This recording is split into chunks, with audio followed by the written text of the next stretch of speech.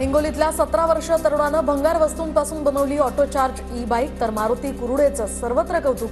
बाईकमध्ये एकूण 4 बॅटरीज तर 2 बॅटरीजवर बाईक चालते आणि इतर 2 बॅटरीजवर पळवताना बॅटरी चार्ज होते। लातूरात मुख्याध्यापकांच्या 61व्या संमेलनाचं आयोजन, तर सहकार मंत्री बाबासाहेब पाटील यांच्या हस्ते संमेलनाचं उद्घाटन। हे संमेलन 2 दिवस चालणार, तर यामध्ये राज्यभरातील मुख्याध्यापक मोठ्या संख्येने सहभागी होणार।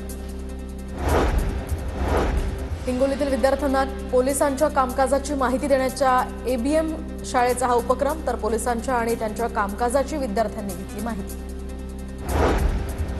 हिंगोली जिल्ह्यामध्ये हमी भावाचं नाफेड केंद्रावर नियोजन नसल्यामुळे गोंधळ। सोयाबीन घेऊन आलेल्या वाहनांच्या केंद्राबाहेर लांबच लांब रांगा।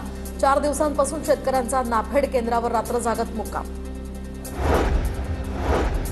जालन्यामध्ये रब्बी हंगामातील पिकांना ढगाळ वातावरणाचा फटका, तर पिकावर औषध फवारणी करण्याची वेळ। गहू, हरभरा, मका, ज्वारी, द्राक्ष, डाळिंबालाही फटका।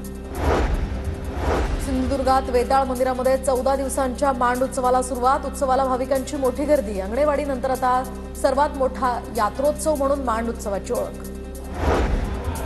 उजनीवर विदेशी पाहुण्यांचं आगमन। हजारो किलोमीटरचा प्रवास करून आलेल्या फ्लेमिंगोमुळे आता धरणाचं निसर्ग सौंदर्य अधिकच खुललं। फ्लेमिंगोंना पाहण्यासाठी पर्यटकांची गर्दी। सोलापूर जिल्ह्यातल्या माढेश्वरी देवी मंदिराच्या डागडुजीचं काम अंतिम टप्प्यात। राज्य सरकारकडून मंदिर नमो तीर्थस्थळ म्हणून घोषित। बबनराव शिंदेंकडून पाठपुरावा।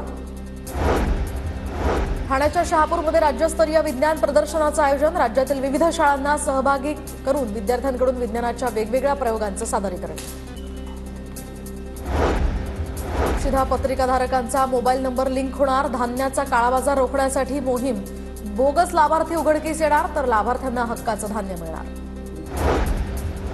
जालना जिल्ह्यामध्ये पुन्हा एकदा लंपी रोगाचा प्रादुर्भाव, तर शेतकरी वर्गात यामुळे चिंतेचं वातावरण। पशुवैद्यकीय विभागानं तातडीनं लक्ष देण्याची मागणी।